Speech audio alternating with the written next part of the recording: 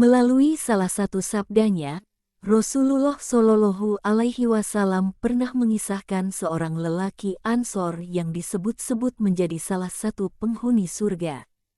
Diketahui, lelaki ini bahkan tidak banyak melakukan amalan sunnah yang istimewa, justru ia hanya mengerjakan amalan sederhana dalam kehidupan sehari-harinya. Kisah ini diriwayatkan oleh Anas bin Malik radhiyallahu anhu yang kemudian diterjemahkan Imam Al-Ghazali dalam Ihya Ulumuddin Jilid 7. Saat itu, Rasulullah Shallallahu Alaihi Wasallam tengah duduk-duduk di Masjid Nabawi dengan para sahabat, termasuk Abdullah bin Amr bin As.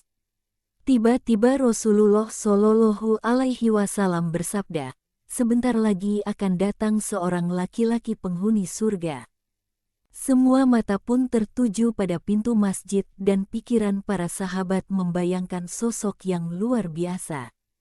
Tidak lama kemudian, seorang laki-laki Ansor lewat di hadapan mereka dengan bekas air wudhu masih membasahi jenggotnya, sedangkan tangan kirinya menenteng sendal. Apakah keistimewaan dari seseorang tersebut yang mendapat jaminan surga? Namun tidak ada seorang pun dari para sahabat yang melontarkan pertanyaan itu pada Rasulullah Shallallahu Alaihi Wasallam. Keesokan harinya, peristiwa serupa terulang lagi.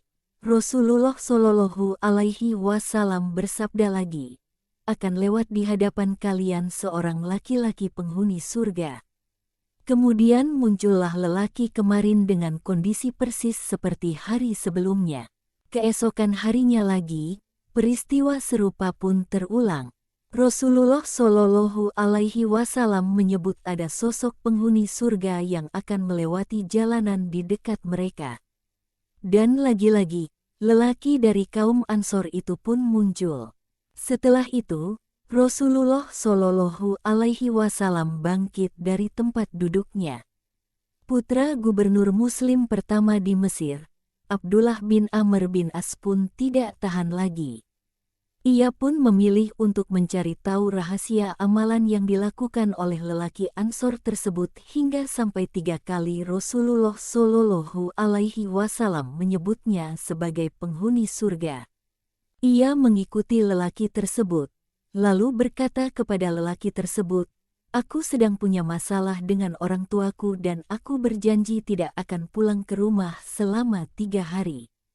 Jika engkau mengizinkan, maka aku akan menginap di rumahmu untuk memenuhi sumpahku itu." Lelaki Ansor itu pun menjawab, "Silahkan." Anas bin Malik radhiyallahu anhu meriwayatkan, setelah menginap 3 hari 3 malam di rumah lelaki Ansor tersebut, Abdullah bin Amr bin As mencoba memperhatikan keseharian lelaki Ansor itu untuk mengetahui amalan yang biasa ia lakukan. Namun, Abdullah bin Amr bin As tidak menemukan suatu amalan luar biasa yang dilakukannya. Abdullah bin Amr bin As tidak pernah mendapatinya sedang qiyamul lail.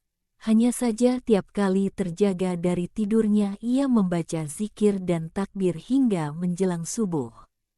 Kemudian mengambil air wudhu. Abdullah juga mengatakan, "Saya tidak mendengar ia berbicara, kecuali yang baik." Hingga di penghujung hari ketiga tidak menemukan apapun, Abdullah bin Amr bin As pun hendak berterus terang pada lelaki itu dan berniat untuk menanyakannya langsung. Beliau berkata, "Wahai hamba Allah, sesungguhnya aku tidak sedang bermasalah dengan orang tuaku.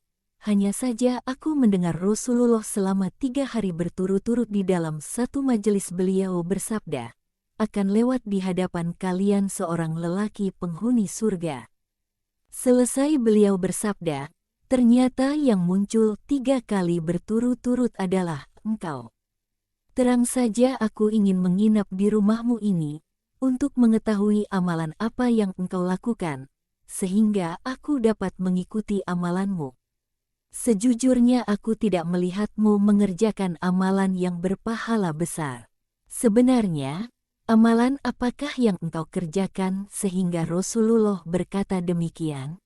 Kemudian lelaki Ansor itu menjawab, Sebagaimana yang kamu lihat, aku tidak mengerjakan amalan apa-apa. Hanya saja aku tidak pernah mempunyai rasa iri kepada sesama muslim atau hasad terhadap kenikmatan yang diberikan Allah kepada orang lain. Abdullah pun berkata, rupanya itulah yang menyebabkan kamu mencapai derajat itu, sebuah amalan yang kami tidak mampu melakukannya. Begitulah, iri alias hasad atau dengki sendiri sudah menjadi neraka bagi pemiliknya. Imam Ali pernah ditanya, hukuman apa yang pantas bagi pendengki? Beliau menjawab, tidak usah dihukum, sebab orang yang dengki telah menghukum dirinya sendiri. Pantas saja, Rasulullah Shallallahu Alaihi Wasallam menyuruh kita menjauhinya dengan sabdanya, jauhilah hasad atau dengki, karena hasad akan menghanguskan kebaikan-kebaikan sebagaimana api menghanguskan kayu bakar. Hadis riwayat Abu Daud.